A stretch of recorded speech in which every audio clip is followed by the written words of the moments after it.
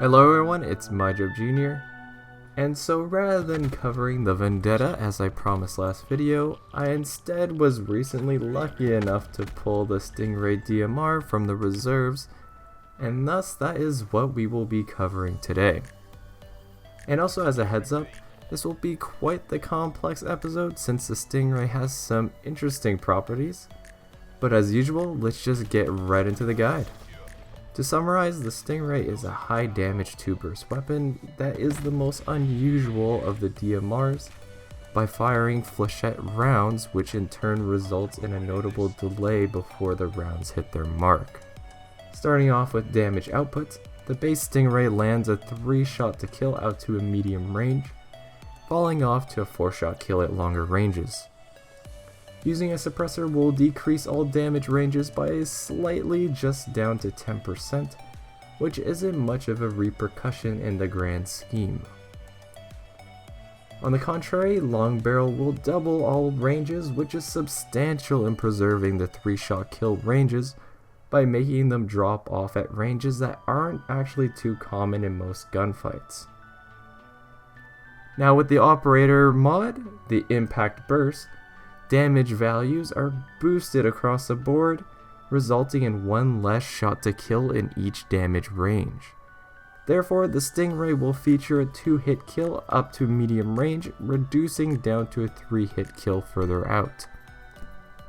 On the contrary, Flak Jacket is an effective counter by increasing shots to kill up to 4 bursts, or 8 to 9 shots, unless a headshot is landed, which completely negates the Flak Jacket perk, so it goes back down to a 2-shot kill.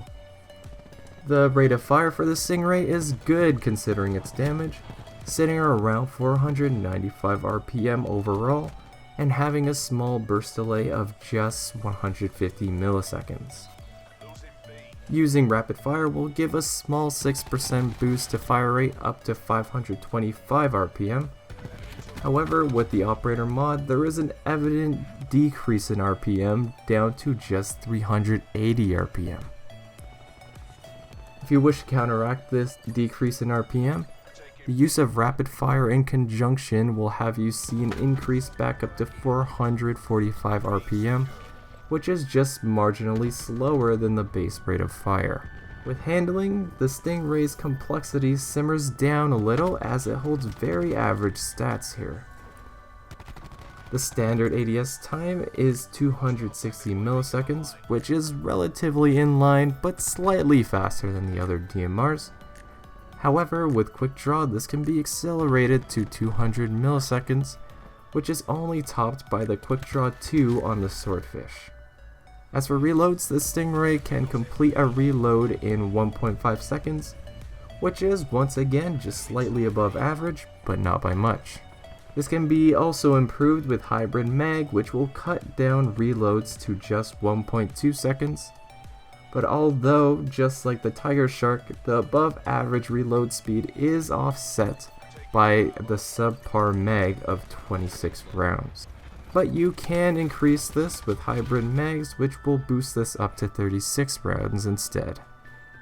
Lastly, we have the very confusing ballistics associated to the Stingray, and while I can ramble on about how this works for a very long time, I'll try to be as concise as possible. So, even upon the most extreme ranges that you'll find in any multiplayer map, there will be absolutely no bullet drop whatsoever, so where you aim is exactly where you will shoot. However, the strangest part is that in a 30 frame per second recording, Stingray shots will always seem to arrive at their target approximately 3 frames after the round leaves the chamber, regardless of range.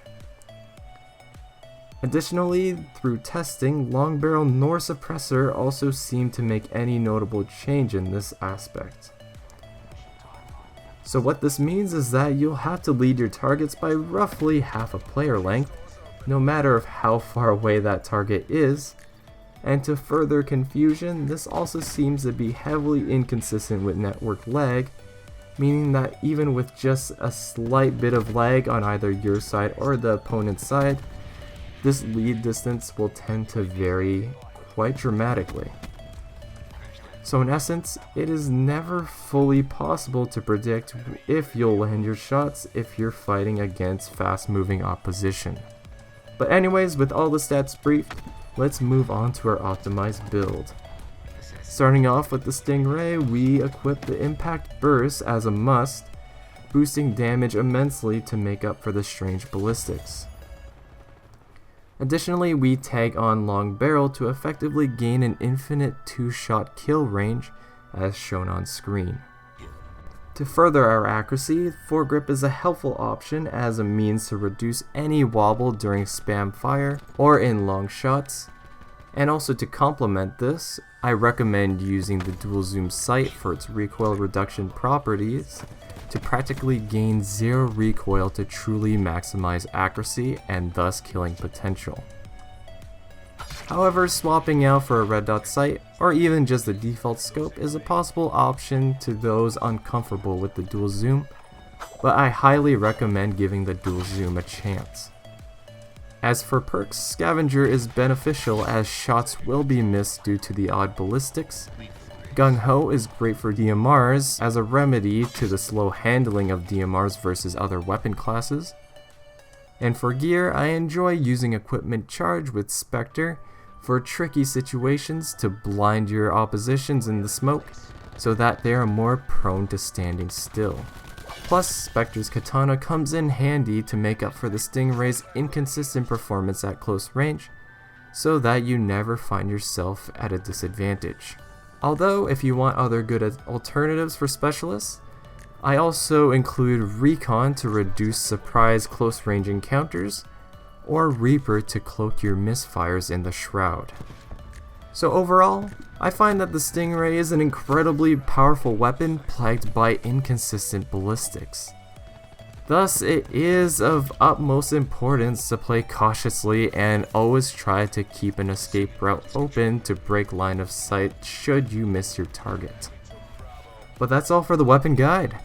If you enjoyed, like, subscribing, or commenting are very much appreciated. And if all goes smoothly, expect a late Vendetta guide in the near future. But as always, thanks for stopping by, and until the next video.